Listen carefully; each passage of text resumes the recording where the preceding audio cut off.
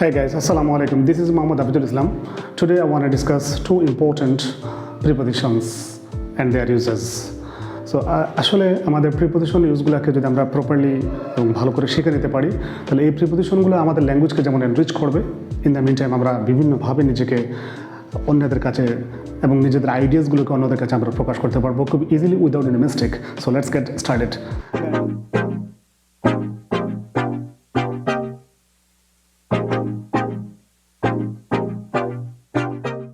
Guys, আমরা আজকের এই লেসনে যেটা শিখবো সেটা হচ্ছে ইনটু এবং উইদিন প্রিপোজিশনের ইউজটাকে আমরা শিখে নেব আজকে। ফার্স্ট অফ অল আমি যেটা ডিসকাশন করবো সেটা হচ্ছে ইনটু। যেমন ইনটু নিয়ে যদি আমরা কথা বলি তাহলে ইনটু দিয়ে আসলে কী বোঝায়? ইনটু দিয়ে সাধারণত তিনটা ইউজ বোঝায়। একটা হচ্ছে ভিতরে প্রবেশ, আরেকটা হচ্ছে গতিশীলতা, আরেকটা হচ্ছে অবস্থার পরিবর্তন। যেমন দেখেন, আমি যদি ভিতরে প্রবেশের উপরে একটা এক্সাম্পল দেই, ভিতরে প্রবেশ দিয়ে সাধারণত আমরা ইনটু এর যে ব্যাপারটা করবো সেটা হচ্ছে the teacher entered into the classroom. দেখেন এই যে প্রিপোজিশনটা বসছে, টিচার উনি ক্লাসের বাইরে ছিলেন, বাট উনি যখন পরে ক্লাসের ভিতরে ঢুকে গেলেন তখন ওনার অবস্থার একটা পরিবর্তন আসলো এবং উনি ভিতরে প্রবেশ করলেন। ঠিক এমনিভাবে আমরা আর অনেকগুলো এক্সাম্পলস নিয়ে আসতে পারি। ওকে, তো এখন আমরা এটা থেকে একটু অবস্থার পরিবর্তনটাকে আমরা আরেকটু নিয়ে ডিসকাশন করি। যেমন দেখেন, অবস্থার পরিবর্তন,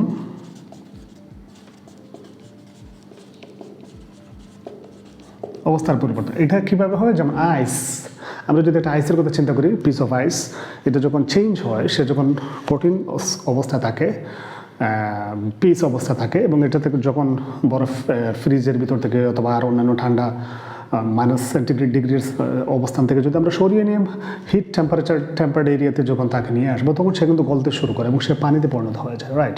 এতে আমরা কি বুঝতে পারলাম এখানে? যে সে কঠিন অবস্থা থেকে সে তরল অবস্থায় চেঞ্জ হয়ে গেল, মানে তার অবস্থার পরিবর্তন হয়ে গেল। সো এই অবস্থায় আমরা কী করবো? যদি আমরা অবস্থার পরিবর্তন মিন করি তাহলে এক্ষেত্রে আমরা এই ইনটু প্রিপোজিশনটাকে ব্যবহার করতে পারবো। যেমন আইস চেঞ্জেস ইনটু ওয়াটার। এইভাবে দেখেন আমরা এখানে ইনটু ব্যবহার করেছি বিকজ এখানে আইসটা চেঞ্জ হয়ে এখানে ওয়াটারে পরিবর্তন হয়ে গিয়েছে, তার মানে সে কঠিন অবস্থা থেকে তরল অবস্থায় পরিবর্তন হয়ে গিয়েছে। এই জন্য এক্ষেত্রে আমরা ইনটু প্রিপোজিশনটাকে ব্যবহার করতে পারি। আমাদের আরও কিছু ইউজ আছে। যেমন ধরেন, যখন গতিশীল অবস্থার কথা বলা হবে, যেমন নাম্বার 3 দেখেন, গতিশীল বলতে আমরা সাধারণত কী বুঝি? যেমন একটা জিনিস মুভিং করতেছে, মুভ করে সে অন্য অবস্থায় নতুন একটা রূপ নিচ্ছে। সো এই অবস্থাটাকে আমরা সাধারণত একটা ফ্রেজাল ভাব দিয়ে এটাকে খুব সহজে এক্সপ্রেস করতে পারবো। যেমন ধরেন situation, the situation is turning into serious. Situation is turning into serious. যে অবস্থাটা আছে ওটা পরিবর্তন হয়ে সে খুব সিরিয়াস পর্যায়ে পৌঁছে যাচ্ছে। ওকে, মুভ করছে, একটা অবস্থা মুভ করছে। এক্ষেত্রে দেখেন আমরা যে প্রিপোজিশন ব্যবহার করছি, ইনটু প্রিপোজিশন ব্যবহার করেছি, রাইট? সো ঠিক এই কি ধরনের সাথে এগুলোর সাথে একটু কন্ট্রাডিক্টরি করে আমরা উইদিনের প্রিপোজিশনটা ব্যবহার করবো। যেমন তাহলে চলুন উইদিনে একটু ডিসকাস করা যাক।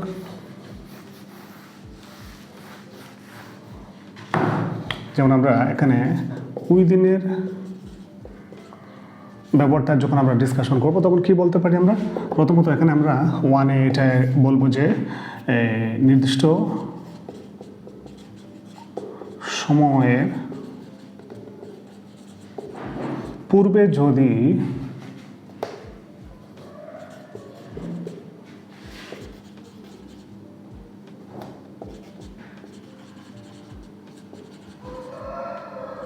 শেষ হয়, নির্দিষ্ট সময়ের পূর্বে যদি কোনো কাজ শেষ হয়ে যায়, যেমন আমি বললাম যে তোমাকে এই কাজটা 1 উইকের মধ্যে করতে হবে, 1 মান্থের মধ্যে করতে হবে, 1 ইয়ারের মধ্যে করতে হবে। তার মানে হলো যে মাসের শেষ প্রান্তে 30th ডেজের মধ্যে অথবা at the date of 30th একবার 30 নম্বর দিনে যখন আমরা এটা করবো, অথবা একটা উইক বললে 7 নম্বর দিনে 7th ডেতে যখন এই কাজটা শেষ হবে, পুরো টাইমটাকে ইউটিলাইজ করে যদি আমি কোনো কাজের সব পরিসমাপ্তি ঘটে কমপ্লিশন নিয়ে আসি, তখন আমরা উইদিন এটা ব্যবহার করব।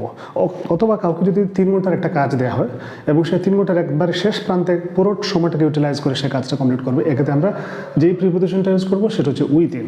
ওকে, এবং আমরা ওয়ার্ড থেকেও এটার মিনিংটা নিতে পারি। যেমন দেখেন এই ওয়ার্ডটাকে যদি আমরা ভাঙি, তাহলে দেখেন উইথ আছে এবং সাথে ইন আছে, ইন। তার মানে ইন মানে পুরো সময়টা, উইথ মানে পুরো সময়টাকে নিয়ে যদি আমরা কাজটাকে কমপ্লিট করি, তখন এই প্রিপোজিশন উইদিন ব্যবহার হবে। যেমন দেখেন, I will finish the work within a month. আমি কাজটা শেষ করবো 1 মাসের মধ্যে। তার মানে বোঝাচ্ছে যে আমি পুরো 30 ডেইজই, আমার 30 দিনে পুরোটাই আমি ইউজ করবো আমার এই কাজের জন্য, এবং আমি একদম 30 নম্বর ডে 30th ডেতে আমি কাজটা কমপ্লিট করে তার রেজাল্ট আপনার সামনে উপস্থিত করবো। এই ধরনের সেন্স বোঝাতে গেলে আমরা সাধারণত প্রিপোজিশন উইদিন ব্যবহার করি। অথবা কোনো সময় মাঝে মধ্যে নির্দিষ্ট কন্ডিশনের ভিতরে বোঝাতে গেলে, যেমন এই ক্যাম্পাসে সবাইকে ইংলিশে কথা বলতে হবে, এই ক্যাম্পাসে সবাইকে চাইনিজ ভাষায়, অস্ট্রেলিয়ান ভাষায়, অথবা ফ্রেঞ্চ অথবা জাপানিজ ভাষায় আমাদেরকে কথা বলতে হবে। এই ধরনের যদি কোনো সীমানার ভিতরে যে কোনো পার্টিকুলার ল্যাঙ্গুয়েজ অথবা পার্টিকুলার বিহেভিয়ার অথবা ম্যানার ইউজ করার জন্য স্পেসিফিক কোনো গণ্ডিসীমা অথবা রুলস আমাদের সামনে প্রেজেন্ট করা হয়, তো এক্ষেত্রে আমরা উইদিন ব্যবহার করতে পারি। যেমন একটা এক্সাম্পল আমি দিচ্ছি, এক্ষেত্রে I will speak in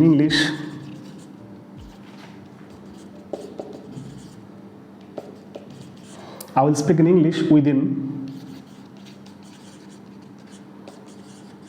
this reason. এই এলাকাতে, মানে এই এলাকার ভিতরে যতক্ষণ আমি থাকবো ততক্ষণ আমাকে ইংলিশে স্পিকিং করতে হবে, অথবা আমি ইংলিশে স্পিক করে যাব। এই ক্ষেত্রে আমরা সাধারণত একটা গণ্ডিসীমার ভিতরে, সীমানার ভিতরে বোঝাতে গেলে ওই সীমানার ভিতরে যেখানে আমি যাব, যেদিকে যাব, আমাকে ইংলিশে কথা বলতে হবে। এক্ষেত্রে আমরা সাধারণত উইদিন ব্যবহার করতে পারি। Okay guys, thank you very much. Hopefully all of you enjoyed my video today, and দেখা হবে নেক্সট ভিডিওতে অ্যানাদার নিউ লেসনে। Thank you very much. Have a nice day. Best of luck. Tata, bye by.